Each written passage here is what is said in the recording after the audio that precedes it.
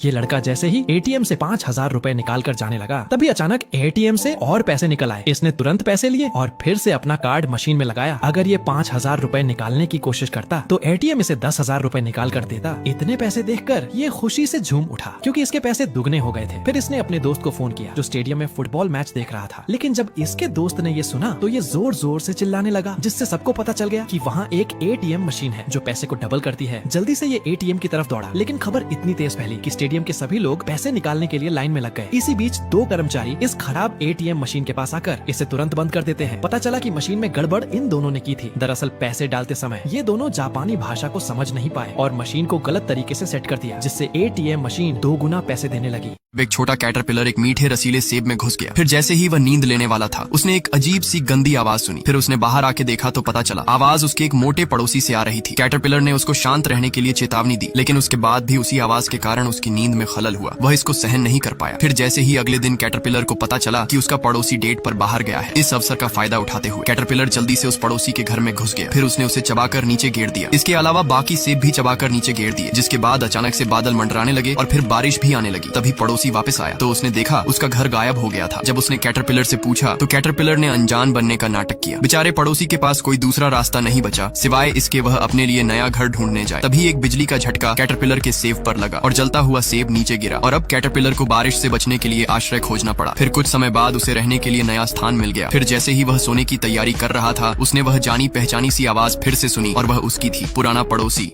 ये लड़की सुपरमार्केट जाती है और बहुत सारी चीजें खरीदती है। सभी लोग यहाँ से जाने के लिए तैयार थे। फिर ये लड़की शहद की एक बोतल को उठाती है जो डरी हुई दिखाई दे रही थी। शहद सभी से कहता है कि इंसान हमें अपने घर में ले जाकर मार देंगे, लेकिन कोई भी शहद की बात पर भरोसा नहीं करता। फिर एकदम से शहद की बोतल ट्रॉली से कूद जाती है और बेचारी बोतल मारी जाती है। लड़की बाकी सभी चीजों को अपने घर ले जाती है। सभी लोग पैकेट से बाहर निकलने का इंतजार कर रहे थे, लेकिन लड़की फिर सभी को एक एक करके बाहर निकालती है। जब ये सभी लोग खुशी से नाचते हैं, लड़की फिर एक आलू को उठाती है, धोना शुरू करती है और इसके बाद इसे छिलने लगती है। फिर छिले आलू को लेकर ये उबलते पानी में फेंक देती है। ये देखकर सभी लोग डर जाते हैं और फिर ये एक टमाटर को बीज से अलग कर देती है और गोभी के टुकड़े टुकड़े कर देती है। चिप्स और पनीर की धुर्री उड़ा देती है। फिर सभी लोग डरते डरते चिल्लाने लगते हैं। अचानक से 2 छोटी गाजर भागने की कोशिश करती है, लेकिन लड़की इनको भी पकड़कर खा जाती है और फिर इसी बीच 2 गाजर खिड़की से भागने की कोशिश करने लगती है। लड़की एक गाजर को चाकू से मार देती है, लेकिन एक गाजर खिड़की से कूद कर बच जाता है। इस लड़के को अपनी पेंटिंग से प्यार हो गया, लेकिन उसे नहीं पता था कि ये पेंटिंग उसके जीवन में कितने उतार चढ़ाव लाएगी। दीवारों पर पेंटिंग करना मना था, इसलिए अचानक पुलिस आके उसे पकड़ने लगी। उसने दुम दबाकर भागने की कोशिश की, लेकिन फिर कुछ ऐसा हुआ, पेंटिंग वाली लड़की जिंदा हो उठी। उसने देखा लड़का पुलिस से बचकर भाग रहा है, इसलिए उसने मदद करने का सोचा। वह दीवारों से दौड़ी और उसने एसी का उपयोग करके पुलिस का रास्ता रोक दिया। लड़का पुलिस से बचा, लेकिन आगे बंद गली में चला गया। एक घर से टकराकर हवा में उड़ गया। किस्मत अच्छी थी, इसीलिए उसने एक तार पकड़ लिया, लेकिन पुलिस का पीछा जारी था। वह करीब आ रही थी। पेंट की गई लड़की के पास एक और विचार था। वह इस बिजली के लट्ठे को नीचे गिरा देती है। फिर इसकी वजह से पुलिस की कार दीवार से टकरा गई। समस्या हल हो गई लगा, लेकिन नहीं, कार टकराने के बाद लड़की अटक गई। पुलिस लड़के को पकड़ने ही वाली थी, लेकिन उससे पहले लड़के ने एक फैसला लिया। दीवार पर कुछ पेंट किया। कुछ टाइम बाद लड़के ने पुलिस के सामने आत्मसमर्पण कर दिया। लड़की उदास थी, लेकिन लड़कियों ने देखा उसके बगल में कौन है तो उसकी उदासी हंसी में बदल गई।